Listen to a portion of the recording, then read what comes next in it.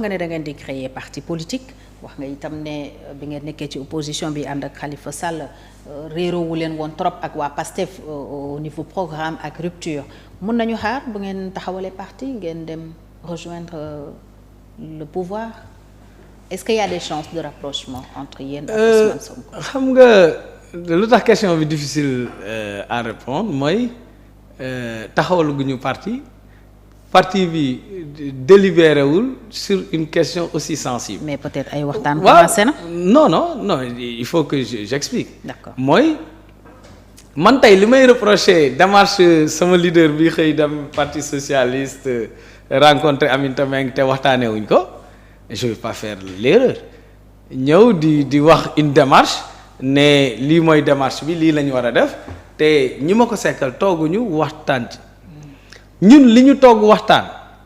moom lañ tënk suñu communiqué xam nga mooy lan mooy alternance bii mooy la troisième alternance ñun dañoo bokk ci ñi ci liggéey dañoo bokk ci ñi prêcher sénégalais yi cet espoir ba espoir am pour ñu def troisième alternance donc troisième alternance bii ñun duñu bokk ci ñi koy xajamal c'est clair mooy du ñu nekk dans une opposition boo xam ne da ngay xëy ki jiite parti bi neexu la chaque jour nga xëy wax lu ñaaw président de la république neexu la heure boo xëyee parce que après ça ressemble un peu plus à de l'animosité ñun du ñu nekk ci dynamique boobu loolu la ñu wax et on a dit que ñun lu ñu bëgg mooy que alternance bi réussir maintenant nag il y a plusieurs voies et moyens pour l'instant les voies et moyens je pense mooy déjà boo leen mun a jàppale ci xalaat def ay contributions parce que la plupart d'entre nous ci ñuy rédiger programme mu Khalifa Sall lañ bokk donc ay am na fi ay borom xam ne mun nañ def des propositions mun nañu bu yoon bi ñu jël yoon boo xam ne gis nañ ci ay dangers ñu alerter la question de la monnaie peut-être mun nga revisiter on a fait un document assez bien consistant et documenté qui permet de savoir les risques. Nigeria bi ma nekkoon bi ma fay egg en 2013 1000 naira c'était 3000 francs CFA ba ma fay jógee 1000 naira était égal à 1000 francs CFA bi ma fay jógee en 2018 donc perdroon na 3 fois sa valeur. Keroog j'ai appelé un ami bu fa nekk mu ne ma actuellement 1000 naira ay moins de 500 francs CFA la te man ma doon liggéey ci une entreprise de télécommunication di am ay marché de télécom au Nigeria doon gis samay clients ni ñu commencé daanu du jour au lendemain mënatuñ la fay yow équipement yi ñu jënd ci yow et cetera donc dafa am ay risques la sortie du CFA ñu expliquer woon ko. N'est-ce pas donc bëri na domaine yoo xam ne ñun liñ ci xalaat en toute indépendance nag parce que un intellectuel qui n'est pas indépendant c'est pas un intellectuel en toute indépendance on va donner nos avis faire nos contributions voir nag ñoom seen évolution aussi voilà loolu mun na doon approche bu ñu am participer dans un gouvernement nag loolu c'est le président de la République qui décide xam nga loo xam ne prérogative nit la nit ki mooy xëy ne madame Fatou Ngom yow laa bëgg a nommer fii dina la consulter naam mais moom moo am le pouvoir discrétionnaire. mais avant loolu di am. waaw mais damay expliquer rek mun na am. damay expliquer loolu je veux vous dire que participer dans une action gouvernementale ou bien servir son pays dans le domaine public ne dépend pas d'une personne. Ça dépend d'abord de celui qui octroie. léegi ñun suñu wàll je l'ai dit tout à l'heure quelque part ñun nous ne sommes pas des demandeurs d'emploi. Nous ne sommes pas des demandeurs d'emploi. Nous avons la plupart près de 20 ans d'expérience dans des entreprises privées. Des fois on ne veut pas parler de soi-même mais certains parmi nous n'ont pas chômé un seul jour. Man école la ma sama entreprise école la ma jël see yóbbu ma stage yu pare mu nee ma kaay liggéey ci Sénégal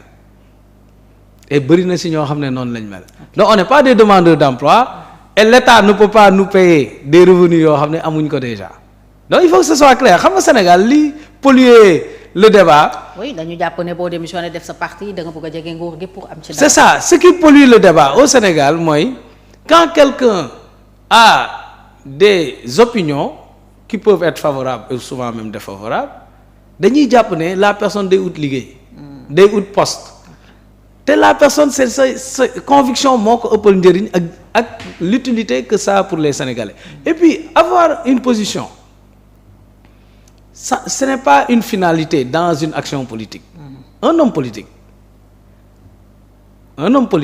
boo ñëwee samp sa parti accéder au pouvoir ou bien avoir des positions ce n'est pas une finalité mais c'est un moyen c'est un moyen pour faire quoi? C'est un moyen pour servir les idéologies ou bien les visions ou bien les projets yi nga xam ne yow da nga gëm ne moo gën ci Sénégalais yi ñun bu ñu nekkee bitim réew man j'ai fait une partie de mes études au Maroc mais j'ai vu un pays d'ailleurs c'est pas pour rien que président Macky Sall la dem mais un pays hyper bien construit Rabat avec ses grandes routes bien aménagé le cadre de vie tout ça mais tu te rends compte que on est vraiment très en arrière très en retard donc quand tu fais ces pays tu fais les pays européens nga xool pas seulement les infrastructures pas les choses tapent à l'œil mais nga xool seen système bi le système sanitaire nga xool le système de transport comment c'est organisé mais on peut pas avoir un système de transport nga xam ne tu entres dans un Ndiaga Ndiaye ou dans muy taw bi il y a pas de fenêtre ça répond pas aux normes sécuritaires les bancs là dañ ko bon c'est pas humain Sénégal on ne vit pas dans un cadre normal où des êtres humains devraient vivre souvent dañ koy wax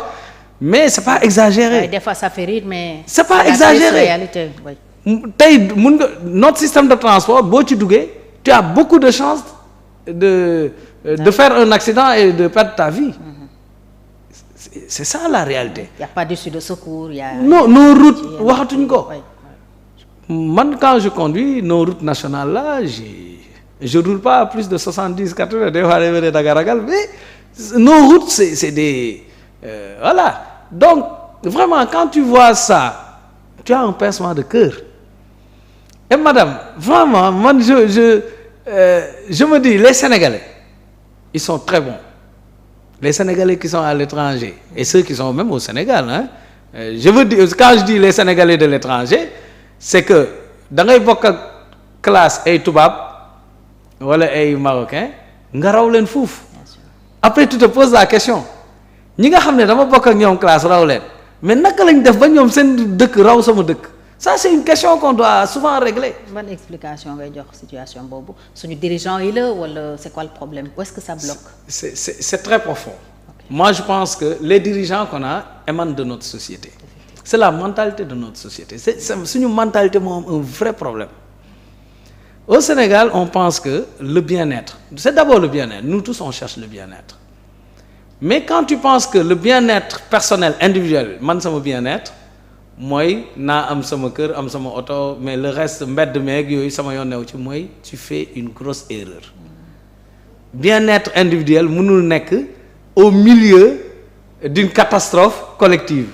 mënul ne quand tu vas dans un pays comme le Nigeria tu vois de grands buildings mais à côté tu vois la misère et tout mënul ne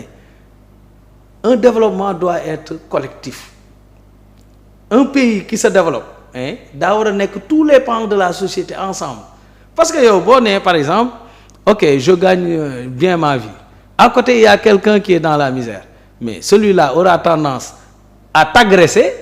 pour jot ci yow li nga jël. C'est ce qui explique un peu l'insécurité grandissante. N'est-ce pas?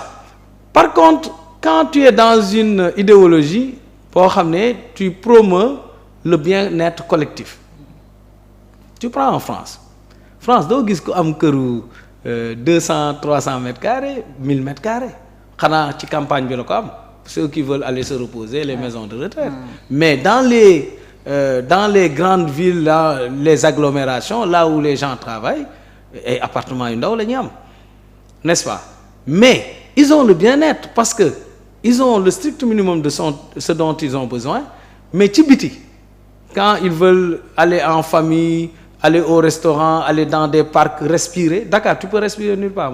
C'est une des raisons mu tax ma daw dem Mbour. Dakar, il y a nulle part où respirer. N'est-ce pas? Il y a pas d'espace piéton. Boo xam ne nit yi mën nañ, il y a pas le cadre de vie. Mais ñoom ils ont misé sur le cadre de vie. Quand tu es malade, l'hôpital public, c'est un hôpital de qualité. Mais chez nous, quand tu as un peu les moyens, tu vas dans les cliniques privées. On n'a pas investi dans